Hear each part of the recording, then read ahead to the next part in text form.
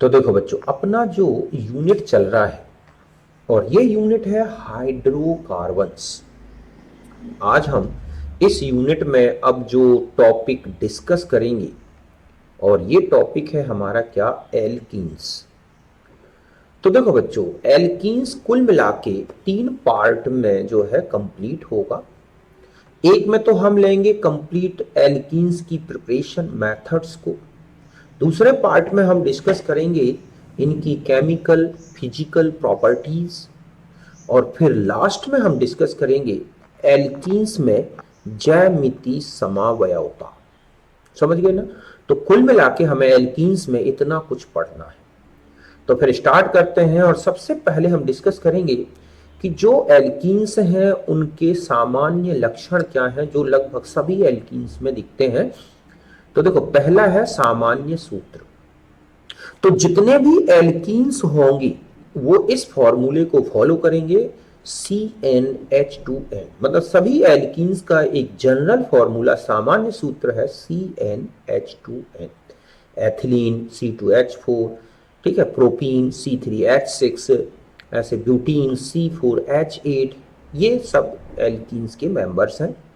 दूसरा है कि इसमें जो द्विबंधित कार्बन होगा, मीन्स इनमें डबल बॉन्ड तो रहेगा ही रहेगा, तो द्विबंधित कार्बन sp2 संकृत अवस्था में होगा। और इस तरह से जैसे CH2 डबल बॉन्ड CH2। तो यहां पर अगर आप देखें, इसकी संरचना जो आपको दिखेगी वो समतलीय त्रिकोणी दिखेगी। और कुल मिला के आपसे पूछा जाए कि कितने एटम्स एक ही प्लेन में दिखेंगे आपको, तो ध्यान रखें 6 एटम, 6 एटम एक ही तल में दिखेंगे। जैसे एथिलीन में देखो आप कि 2 कार्बन और 4 हाइड्रोजन। अगर आप इन हाइड्रोजन की जगह कार्बन भी जोड़ दोगे, बड़ी एल्कीन लोगे, तो भी वो कार्बन भी तो इसी के तल में आ जाएगा। तो कुल मिला के जो एल्कीन्स होंगी उनमें sp2 हाइब्रिड कार्बन्स से जुड़े हुए सारे एटम्स एक ही प्लेन में होंगे और स्वयं कार्बन। तो कुल मिला के 6 एटम सेम प्लेन में आपको दिखेंगे। ठीक है। थर्ड पॉइंट है कि इसमें जो C डबल बॉन्ड C बंध लंबाई है वो होती है 1.34 एंगस्ट्रॉम, जबकि आपने सिंगल बॉन्ड की बंध लंबाई देखी थी 1.54 थी। क्योंकि डबल बॉन्ड में कार्बन काफी नियरेस्ट आ जाते हैं इलेक्ट्रॉन डेंसिटी बढ़ जाने के कारण। C डबल बॉन्ड C की बंध ऊर्जा 108 किलो कैलोरी पर मोल होगी। ऐसे ही CH की जो बंध लंबाई है, मतलब जो द्विबंधित कार्बन से जुड़ा हुआ हाइड्रोजन है, उसकी बंध लंबाई है 1.10 एंगस्ट्रॉम। और CH की बंध ऊर्जा 143.1 किलो कैलोरी पर मोल होती है। और आपको दिखेगा कि जो एल्कीन्स हैं उनमें ज्यामिति समवयवता, श्रृंखला समवयवता, स्थान समवयवता, ये सारी समवयवताएं दिख सकती हैं। जिनमें से हमने श्रृंखला है, स्थान समवयवता ऑलरेडी डिस्कस कर चुके हैं। हम इसमें ज्यामिति समवयवता को डिटेल में लेंगे जो हमने लास्ट में डिस्कस किया है। ठीक है। तो ये तो हो गए common characteristics of alkenes, alkenes के सामान्य लक्षण। अब हम आते हैं एल्कीन्स के निर्माण की विधियां। काफी क्वेश्चंस मिलेंगे। ठीक है। तो हम पहला लेते हैं अल्कोहल के निर्जलीकरण से। तो देखो बच्चों, जब आप अल्कोहल चैप्टर पढ़ोगे तो वहां अल्कोहल की केमिकल प्रॉपर्टी में भी ये आएगी, निर्जलीकरण, डिहाइड्रेशन। तो यहां पे भी है, तो हमें कहीं ना कहीं ये रिएक्शंस रिपीट होती रहेंगी, है ना। तो देखो, अल्कोहल के निर्जलीकरण में अल्कोहल का जो जनरल फॉर्मूला है वो है CnH2n+2। ये है मोनोहाइड्रिक अल्कोहल। तो अगर हम इसमें से एक H2O निकाल दें तो बचेगा क्या, CnH2n। और यही क्या है, एल्कीन। तो इसका मतलब है कि कोई निर्जली कारक यहां लिया जाए और अल्कोहल को, मोनोहाइड्रिक अल्कोहल को हीट किया जाए, तो वो किस में चेंज होंगे, एल्कीन में। जल का निष्कासन होगा। ये है निर्जली कारक कॉन्सेंट्रेट H2SO4, H3PO4, HClO4। इनमें लगभग 200 डिग्री सेंटीग्रेड मैक्सिमम टेम्परेचर की जरूरत होगी जल के रिमूवल में। और ये दूसरे हैं POCl3, P2O5, Al2O3। इनमें लगभग 400 डिग्री की टेम्परेचर की जरूरत होती है। तो ये निर्जली कारक होते हैं। बात क्लियर है। अब आगे बढ़ते हैं। यहां पर एक रूल लगेगा। एल्कीन का जो निर्माण है वो सेथ जैफ नियम अनुसार होगा। ये नियम ये कहता है बच्चों मतलब हम ये कह सकते हैं कि इसके अनुसार ठीक है, अधिक प्रतिस्थापी, मोर सब्स्टिट्यूटेड, प्रतिस्थापी एल्कीन मुख्य उत्पाद होता है। ठीक है, चाहे आप डिहाइड्रोहेलोजिनेशन में चले जाएं और चाहे डिहाइड्रेशन में, अगर किसी भी एल्कीन से दो प्रोडक्ट पॉसिबल हैं, जैसे देखो यहां का OH और यहां से H या फिर यहां से H, लेकिन इसने ये कहा है कि वो एल्कीन ज्यादा बनेगी जो ज्यादा प्रतिस्थापी हो। अब देखो एक एल्कीन ऐसी भी पॉसिबल है, तो इस एल्कीन में हमने देखा ये जो OH है वो इस H को निकालेगा ज्यादा अच्छे से। क्यों? क्योंकि ऐसे में जो ये एल्कीन बनेगी वो ज्यादा हाइपर कॉन्जुगेटेड होगी, 3 और 3 6 हाइपर कॉन्जुगेटेड हाइड्रोजन है, तो ज्यादा स्थायी होगी। और यहां से अगर निकलता है ये वाला H तो ये वाली एल्कीन बनेगी, तो केवल 2 ही हाइपर कॉन्जुगेटेड हाइड्रोजन है, तो ये मोर सब्स्टिट्यूटेड है, अधिक प्रतिस्थापी। मतलब आपको ये देखना है कि द्विबंधित जो कार्बन है उनसे ज्यादा एल्काइल ग्रुप जुड़े, और जितने ज्यादा एल्काइल ग्रुप जुड़े होंगे उतनी ही ज्यादा स्थायी एल्कीन बनेगी और वही मुख्य उत्पाद होगा। तो यहां पर ध्यान रखें, सेट-जेफ रूल लगेगा। ये जो निर्जलीकरण अभिक्रिया है बच्चों, ये कार्बोकैटायन निर्माण के साथ चलती है, इसीलिए हम जानते हैं कि कार्बोकैटायन अगर बनता है तो बनने वाले उत्पाद में पुनर्विन्यास भी संभव है, वलय विस्तार भी संभव है। मतलब कार्बोकैटायन में जो है पुनर्विन्यास हो जाता है, वलय विस्तार हो जाता है। और उस समय ऐसा लगता है कि सेट-जेफ रूल को फॉलो नहीं कर रहे हैं, लेकिन ऐसा नहीं है। अगर उसमें पुनर्विन्यास संभव है तो आपको उत्पाद मुख्य पहले किसके अनुसार बनाना है? पुनर्विन्यास के अनुसार। फिर ध्यान रखना है सेट-जेफ, मतलब पहला जो होता है पुनर्विन्यास मुख्य उत्पाद के लिए, फिर सेट-जेफ रूल, ठीक है, ये है, और फिर नॉर्मल कंडीशन, सामान्य स्थिति ध्यान रखनी है। समझ गए बच्चों कि अगर मान लो एल्कीन बन रही है और कार्बोकैटायन बनता है उसमें और उसमें पुनर्विन्यास संभव है, तो पहले पुनर्विन्यास ही होगा और वही मुख्य, मतलब ये है मुख्य उत्पाद का निर्धारण। ऐसे करोगे आप, ठीक है, कि अगर उसमें सेट-जेफ के अलावा पुनर्विन्यास दिखाई दे रहा है तो वो ध्यान, फिर नहीं लगता पुनर्विन्यास तो सेट-जेफ, वो भी नहीं लग रहा है तो नॉर्मल स्थिति। अब देखो जैसे ये एल्कीन है ना, तो इस एल्कीन में अगर आप देखें तो यहां से OH हटा तो ये कार्बोकैटायन बन गया। ठीक है, कौन सा कार्बोकैटायन बनेगा? इस तरह से आपने देखा कि ये वाला कार्बोकैटायन बना, यहां पॉजिटिव चार्ज आया। तो अब ये जो कार्बोकैटायन बना बच्चों, मैं इसको अच्छे से बना दूं, मिट गया कि यहां पर अगर हम देखें तो ये है हमारे पास ऐसी कंडीशन हो कि ये वाला कार्बोकैटायन बन रहा एक, और यहाँ पर है ना, ये है, यहाँ पर पॉजिटिव चार्ज लगा दिया और ये है एल्काइल ग्रुप। अब ये देखोगे आपकी ये 2 डिग्री कार्बोकैटायन है ना, तो ये जो एल्काइल ग्रुप है यहां से, या हाइड्रोजन भी अगर है तो वो माइग्रेट कर जाएगा, और ऐसे में अब ये जो कार्बोकैटायन बन गया ये वाला, ये कौन सा हो गया? 3 डिग्री कार्बोकैटायन, तो ये ज्यादा स्टेबल है। अब जब 3 डिग्री बन गया तो अब ये क्या करेगा कि यहां जो हाइड्रोजन है उसको रिमूव कर देगा और ये जो है मेजर एल्कीन बन जाएगी इस तरह से। बात क्लियर है? तो इस तरह से हमारे पास अगर हम कहें कि दूसरी एल्कीन क्या पॉसिबल थी, तो हाँ यहां से निकल सकता था हाइड्रोजन, यहां पे डबल बॉन्ड आ सकता था।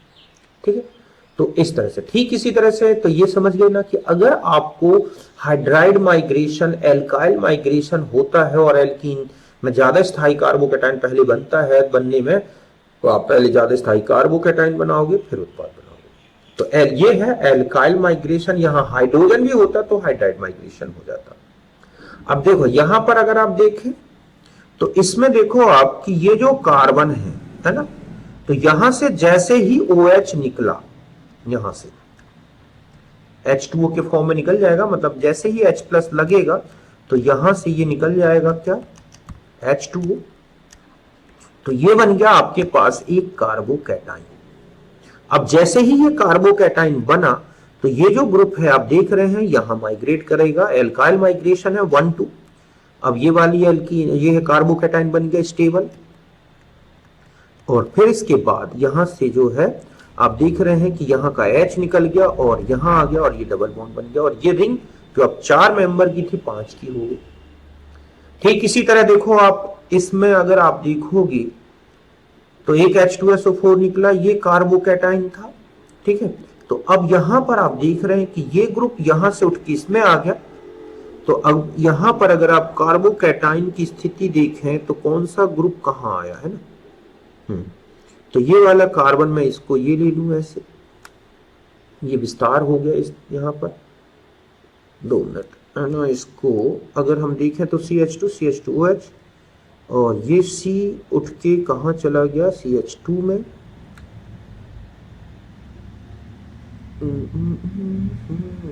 दो मिनट रुको ना, तो यहां पर ऐसे हो जाएगा बच्चों, देखो यहां पर ऐसे बना दे, ये है हमारे पास कार्बन है ना, एक ये है।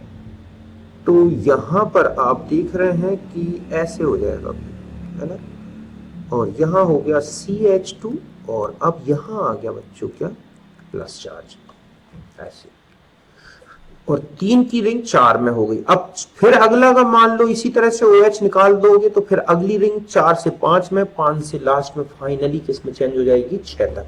मतलब इसी तरह माइग्रेशन कराते जाना है। अब यहां से आप क्या करो, ये वाले OH को हटा दो, ठीक है, तो यहां कार्बोकैटाइन बनेगा, तो ये वाला जो बॉन्ड है ये यहां शिफ्ट हो जाएगा। फिर अगली बार यहां से OH हटाओगे तो ये बॉन्ड यहां शिफ्ट हो जाएगा, और इस तरह से फाइनली आपको उत्पाद क्या बनेगा, बेंजीन। तो रिंग एक्सपांशन चलता जाएगा। तो इस तरह से एल्कीन के निर्माण में, डिहाइड्रेशन में, ठीक है, रीअरेंजमेंट प्रोडक्ट हो सकता है, वलय अगर दिखाई दे रही है तो वलय का विस्तार हो सकता है, और कुछ नहीं है तो सेडजेफ रूल के अनुसार मोर सब्स्टिट्यूटेड एल्कीन बन सकती है। ये सब कुछ डिहाइड्रो हैलोजनेशन में भी दिखाई देगा। और डिहाइड्रेशन का रेट अगर आपसे पूछा जाए तो directly proportional to the stability of carbocation और कॉन्जुगेशन इन एल्कीन। मतलब जो एल्कीन बनेगी वो जितना ज्यादा कॉन्जुगेटेड होगी वो उतनी जल्दी बनेगी, जितना स्टेबल कार्बोकैटाइन है उतना ही फास्ट चलेगा। तो अगर हम अल्कोहल्स की बात करें तो 1 डिग्री से ज्यादा 2 डिग्री और 2 डिग्री से ज्यादा कहीं 3 डिग्री अल्कोहल्स में डिहाइड्रेशन फास्ट चलेगा, क्योंकि 3 डिग्री का कार्बोकैटाइन जल्दी बनेगा और ज्यादा स्टेबल होगा। ठीक इसी तरह अगर मान लो वलय में देखें आप, इसमें एक भी पाई बॉन्ड नहीं है, यहां पाई बॉन्ड है, जैसे एल्कीन बनेगी डबल बॉन्ड अल्टरनेट हो जाएंगे तो वो ज्यादा स्टेबल एल्कीन हो जाएगी। इससे कहीं ज्यादा स्टेबल जो है कार्बोकैटाइन इसमें बनेगा और वो लास्ट फाइनली एरोमेटिक कंपाउंड बन जाएगा बेंजीन। तो डिहाइड्रेशन रेट इनमें इस तरह से दिखेगा। तो जितना ज्यादा कॉन्जुगेशन होगा एल्कीन में वो उतनी जल्दी बनती है। बात क्लियर है? तो इस तरह से आपको डिहाइड्रेशन का रेट याद रखना है। अब हम आते हैं, नेक्स्ट है डिहाइड्रोहैलोजिनेशन। ये रिएक्शन आप डी जो है हैलो एल्कीन्स में भी पढ़ोगे और वहां पूरी विद मैकेनिज्म है, E1 E2 मैकेनिज्म। यहां अभी हमें केवल प्रिपरेशन देखनी है और उससे रिलेटेड कुछ पॉइंट्स देखने हैं। तो देखो बच्चों, जितने भी हैलो एल्केन्स हैं उनमें से हाइड्रोजन एवं हैलोजन परमाणु का निष्कासन होता है। हाइड्रोजन जहां से निकलेगा उसे बोलते हैं अल्फा कार्बन, जहां से हाइड्रोजन निकलेगा उसे बोलते हैं बीटा कार्बन। तो इसीलिए इसको बोला गया है बीटा एलिमिनेशन। तो हाइड्रोजन और हैलोजन का निष्कासन होगा और एल्कीन बनेंगे। अगर छोटे साइज के क्षार हैं जैसे OH माइनस या एल्कोक्साइड में देखा जाए, एथॉक्साइड, मेथॉक्साइड, तो इनमें सेट जैफ उत्पाद बनेगा, मतलब more substituted alkene is the major product. लेकिन अगर बृहद क्षार है, टर्सरी एल्कोक्साइड है या बहुत ही प्रबलतम क्षार है जैसे NH2 है, H माइनस है, R माइनस है, तब ये हाफ मैन प्रोडक्ट बनाते।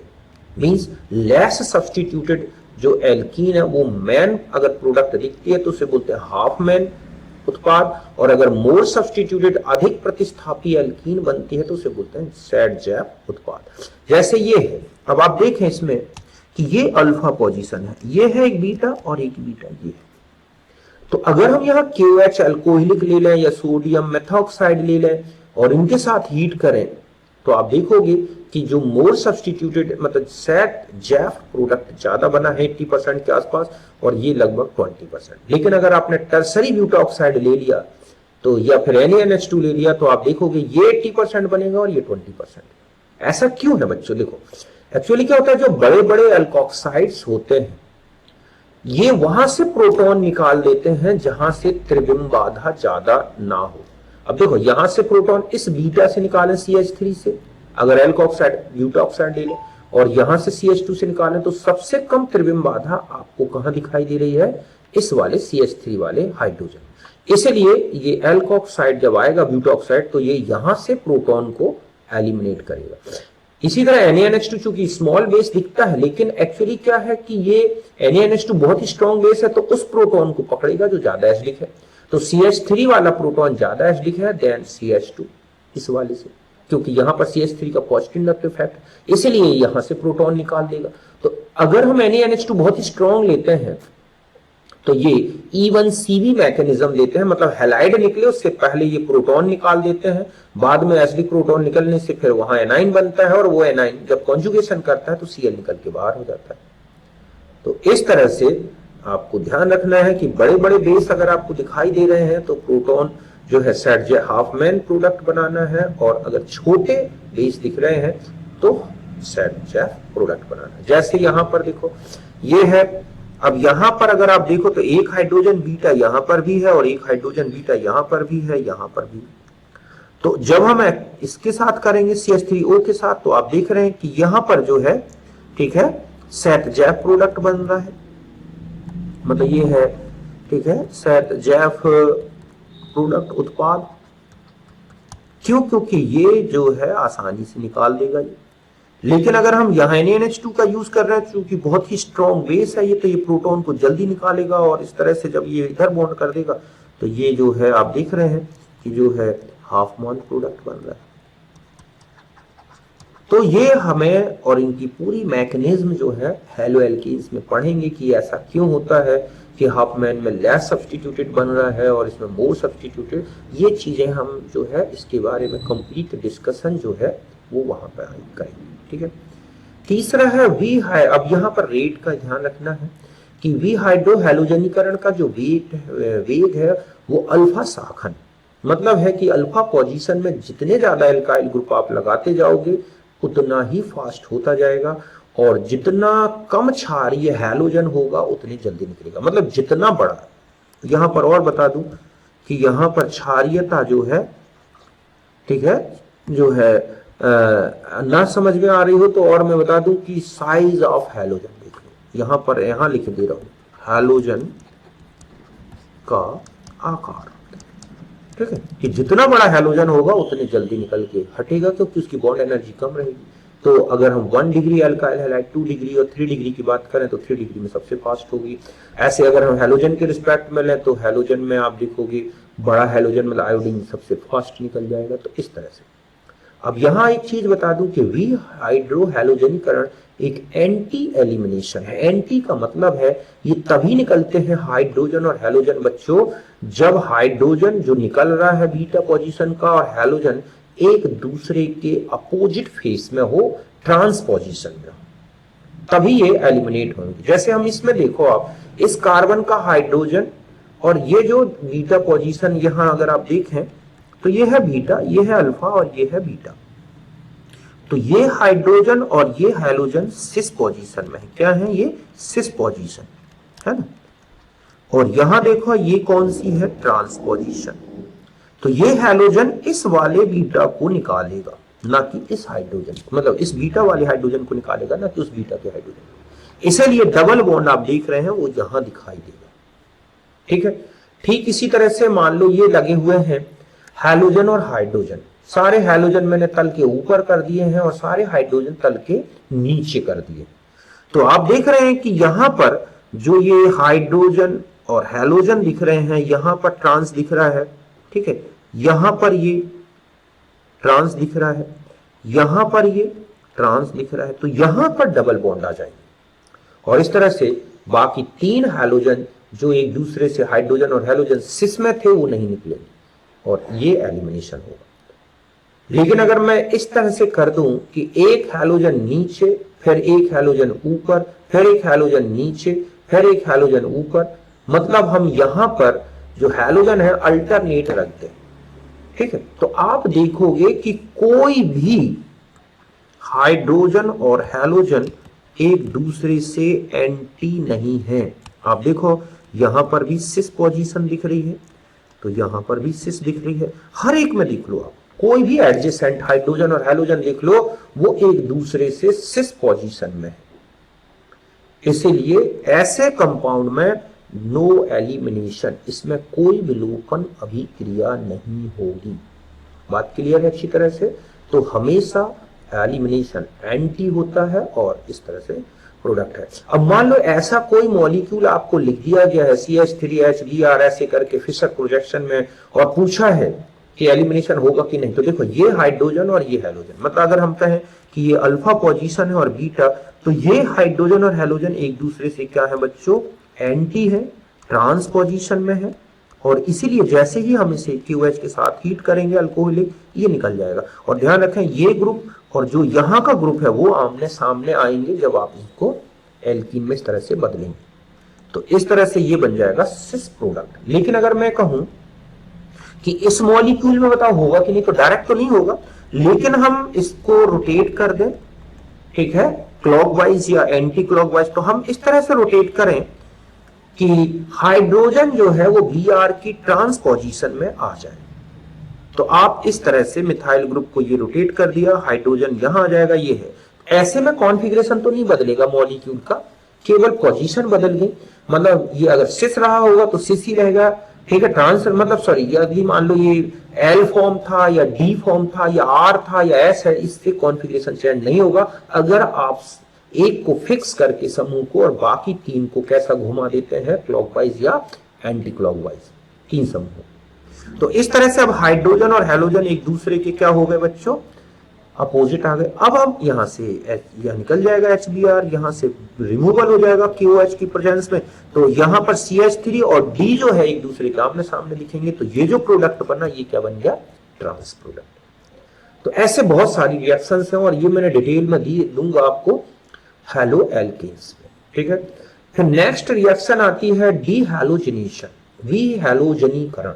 तो देखो जो वेसिनल डाइहैलाइड्स होते हैं, ठीक है, वेसिनल डाइहैलाइड मतलब ऐसे हैलो एल्केन जिनमें दो हैलोजन 1-2 पोजीशन में होते हैं, ठीक है, उनको बोलते हैं वेसिनल डाइहैलाइड। अगर इनको जिंक के साथ ट्रीट किया जाए तो ये हैलोजन निकल जाएंगे और जहां पर दो हैलोजन थे उन दोनों कार्बन के बीच में डबल बॉन्ड आता है। ध्यान रखें हैलोजन का रिमूवल भी एंटी विलोपन होता है, मतलब हैलोजन जो है निकलेंगे वो भी क्या होने चाहिए, एक दूसरे से एंटी होने चाहिए। जैसे ये है तो ये हैलोजन और ये हैलोजन एंटी है, और हम इसको और इसको आमने सामने रखेंगे तो हमारा ये सिस प्रोडक्ट बन जाएगा। अब यहां देखें कि ये जो हैलोजन है, ये वाला ब्रोमीन और ये वाला ब्रोमीन अभी एंटी नहीं दिख रहे हैं, तो हमने इस तरह से रोटेट कर दिया, ये एक को फिक्स रख के। अब ये दो हैलोजन एक दूसरे के क्या आ गए, एंटी में, और निकल जाएगा और ये बन जाएगी ट्रांस एल्कीन। बात क्लियर है यहां तक? ठीक इसी तरह से अगर मान लो ये दो कंपाउंड लिखे हैं तो किसमें हाइड्रोजन और हैलोजन, किसमें विहैलोजनीकरण हो सकता है और किसमें, ठीक है, विहाइड्रो हैलोजनीकरण हो सकता है। तो देखो विहैलोजनीकरण होगा, क्यों होगा, आप देखो यहां पर एक हैलोजन एक हैलोजन, ये हैलोजन ये हैलोजन, ये हैलोजन ये हैलोजन एक दूसरे से क्या है बच्चों, ट्रांस में है, एंटी को हम बोलते हैं, ठीक है। लेकिन अगर आप हाइड्रोजन की बात करें तो यहां हाइड्रोजन है ऐसे, ठीक है, ये है यहां हाइड्रोजन, यहां हाइड्रोजन, तो यहां हाइड्रोजन।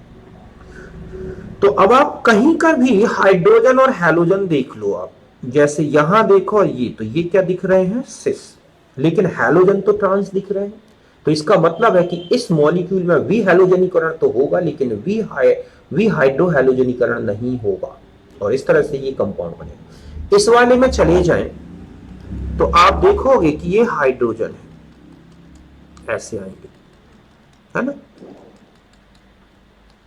तो इस मॉलिक्यूल में जो है हैलोजन तो सिस में दिख रहे हैं, देखो आप कोई भी हैलोजन देख लो सिस में है, लेकिन अगर आप हाइड्रोजन और हैलोजन को देखोगे तो ये क्या दिख रहे हैं, ट्रांस।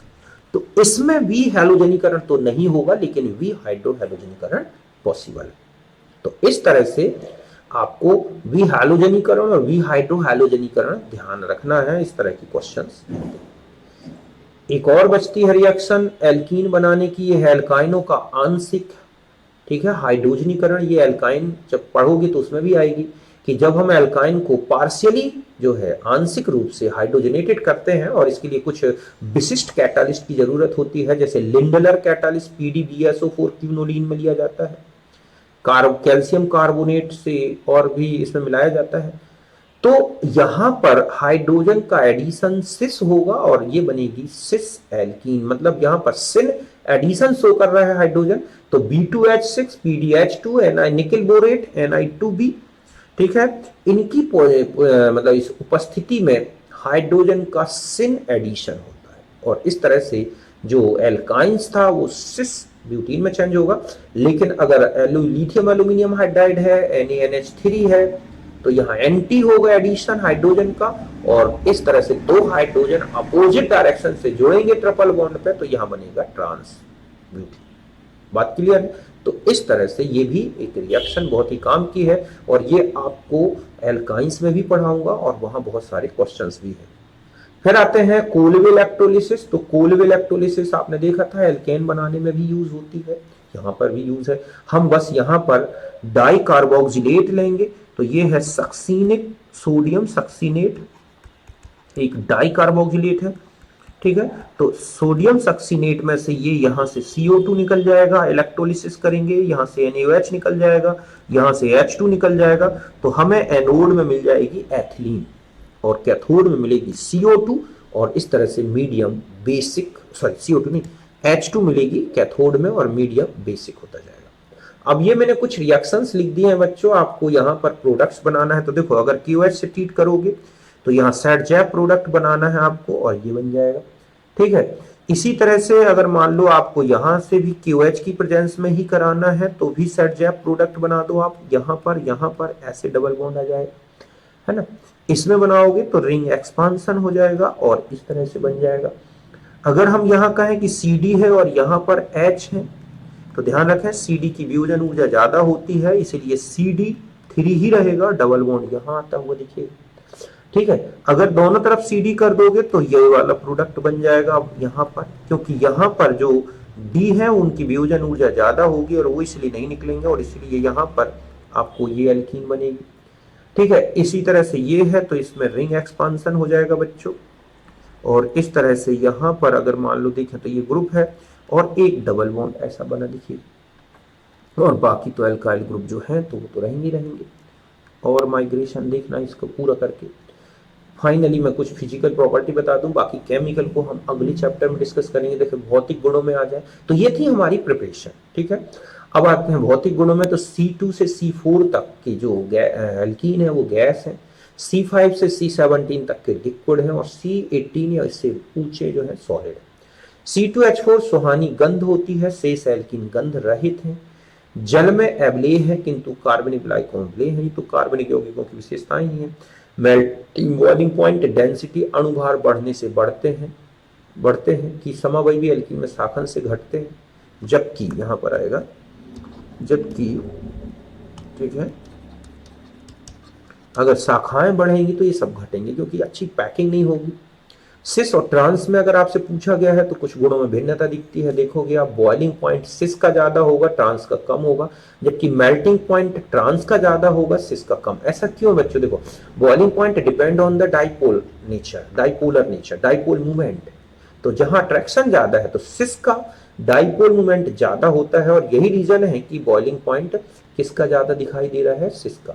लेकिन जो मेल्टिंग पॉइंट है डिपेंड्स अपॉन पैकिंग फ्रैक्शन या क्लोज पैकिंग पर डिपेंड करता है, और ट्रांस में अच्छी क्लोज पैकिंग होने के कारण यहाँ मेल्टिंग पॉइंट ज्यादा है लेकिन डाइपोल मोमेंट कम है, इसलिए बॉइलिंग पॉइंट कम है। तो देखो आप सिस 2 ब्यूटीन देखा जाए तो इसका डाइपोल मोमेंट 0.3 डिवाई के अंतर्गत है, जबकि इसका 0 है। मेल्टिंग पॉइंट देखो 134 केल्विन है, जबकि इसका 167 केल्विन है। बॉइलिंग पॉइंट की बात करें तो इसका ज्यादा है और इसका कम है। तो ये डाइपोल मोमेंट और क्लोज पैकिंग का जो है इफेक्ट है, इसलिए ऐसा हुआ। तो ये कुल मिला के हमारा एल्कीन हो गया प्रिपरेशन और फिजिकल प्रॉपर्टी। केमिकल को हम अगले उसमें वीडियो में डिस्कस करें। ओके, तो मिलते हैं नेक्स्ट वीडियो में बच्चों।